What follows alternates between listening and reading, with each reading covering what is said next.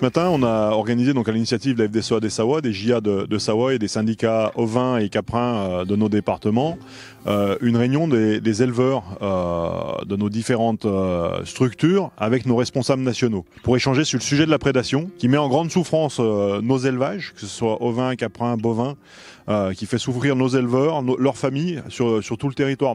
Je comprends que vivant ce qu'ils vivent, ils trouvent que ce qui est fait en termes d'évolution de la réglementation ne va pas assez vite. Ça fait des années qu'on y travaille, quels que soient les gouvernements, de gauche ou de droite, on l'a toujours porté. Il y a aujourd'hui une volonté de changer de braquet. Première chose, nous contestons le comptage du loup. Nous sommes persuadés qu'il y a plus de loups que ce que nous disent l'OFB ou le préfet coordonnateur de loups. Quand le préfet coordonnateur dit lui-même entre 414 et 820 loups, franchement la fourchette est trop haute. Il n'y a pas de fiabilité dans ce comptage-là. Donc nous voulons faire un comptage contradictoire entre éleveurs et chasseurs qui connaissent le territoire. Nous sillonnons la campagne tous les jours, nous la connaissons et nous trouverons la réalité des chiffres. La deuxième chose, ça concerne la responsabilité de l'éleveur vis-à-vis du chien patou. Le chien est imposé à l'éleveur, le détenir est obligatoire pour protéger les troupeaux. Lorsqu'il y a morsure ou attaque sur un randonneur, c'est pas normal que ce soit l'éleveur qui subit déjà la présence du chien de se retrouver devant un tribunal parce que son chien a mordu un randonneur. Cette responsabilité juridique du chien patou, nous voulons aussi l'approfondir, le travailler pour essayer d'alléger psychologiquement le poids sur les épaules de l'éleveur. On a des éleveurs qui se retrouvent face à la prédation, face à des animaux qui sont tués, mais ou simplement blessés, mais qui sont obligés de finir. Voilà, ça, il y a beaucoup de gens, ils veulent pas en parler de ça. Mais le loup, quand il tape dans un troupeau, il tape pas que pour se nourrir, c'est pas vrai. Ça c'est une légende. Mais quand il tape sur un troupeau ovin, il va peut-être tuer 5 brebis, en blesser 5, et puis en consommer l'équivalent d'une. Et puis l'éleveur, il arrive le matin, il est face à ça, quoi. Il est face à ses brebis mortes, il est face à ses brebis qui doivent finir. Il est face à des choses que peu de monde pourrait supporter. Donc ils ont déjà ce premier mal-être. Après un deuxième mal-être de ne pas être compris, puisque on les met un peu au banc des accusés. En fait, on leur dit si vous avez des attaques, c'est que vous êtes incapable de protéger vos animaux. Donc ça, c'est pareil, pour les éleveurs, c'est quand même insupportable, quoi. Ils sont jugés en permanence par des gens qui ne connaissent rien et qui racontent ce qu'ils ont envie de raconter, mais globalement... ils ne savent pas ce que c'est que ce travail-là. Et puis, ça engendre, le terme est peut-être un peu fort, le terme de désociabilisation, mais un peu quand même, quoi. C'est-à-dire qu'il y a encore toutes les problématiques avec les chiens autour, avec tout ça, qui font que, entre les incidents avec les chiens, il n'y en a pas tant que ça, en fait. Mais globalement, tous les jours, les éleveurs, ils sont face à des gens qui ont eu peur des chiens, parce que les chiens, ils ont fait leur travail, ils ont prévenu qu'il ne fallait pas approcher. Les gens en face ont peur. Et du coup, voilà, cette pression, elle est tout le temps sur eux.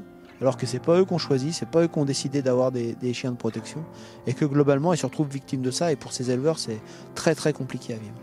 Aujourd'hui, tout ce que l'État propose aux éleveurs face à la prédation, c'est de mettre en place des mesures de protection, que sont des filets, des chiens patous, des aides bergers, voilà.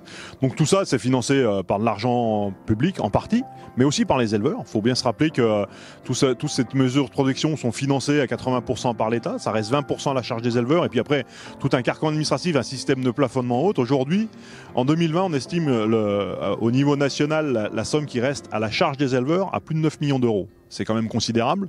C'est la victime qui paye son bourreau. C'est quand même un peu énorme. Les éleveurs, ils n'ont rien demandé. Ils subissent la présence du loup, ils subissent les attaques de loup.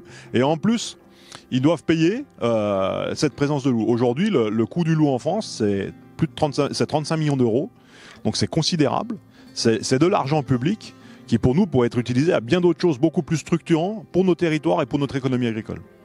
Je rencontrerai prochainement, dans 10 jours, le Premier ministre, M. Jean Castex, pour lui présenter la réalité de ce sujet. Et c'est un élu de territoire, Pyrénées-Orientales, il sait ce que c'est les attaques d'ours. J'espère qu'il sera sensible au sujet loup. Nous avons besoin d'une prise de conscience au plus haut niveau. Au niveau du COPA, je sais que dans d'autres pays, le problème existe aussi. J'ai des remontées de l'Italie, de l'Espagne, de l'Allemagne, de la Slovénie. Donc, dans certains médias, on nous dit il n'y a pas de problème dans les autres pays, il n'y a qu'en France que les éleveurs ont des problèmes, ce sont de mauvais éleveurs. Je ne veux plus entendre ça. Je réunis le 2 décembre 65 organisations membres du COPA, venant des 27 pays. Je ferai un sondage grandeur nature pour savoir dans quel pays il y a des problèmes et dans quel pays il n'y en a pas et comment les problèmes sont gérés. Il faut qu'on fasse remonter au niveau de l'Europe ce sujet-là de façon plus forte si on veut faire évoluer la Convention de Berne. S'il y a aujourd'hui plus de 1000 loups en France, est-il encore en voie de disparition? La réponse est non. Et nous savons qu'au Parlement européen aussi, transpartis, plusieurs partis politiques se sont réunis pour dire nous devons établir un rapport et faire un travail sur les conséquences de la présence du loup et le risque de la disparition de l'élevage dans les montagnes, ce qui serait une catastrophe naturelle, sociale et économique.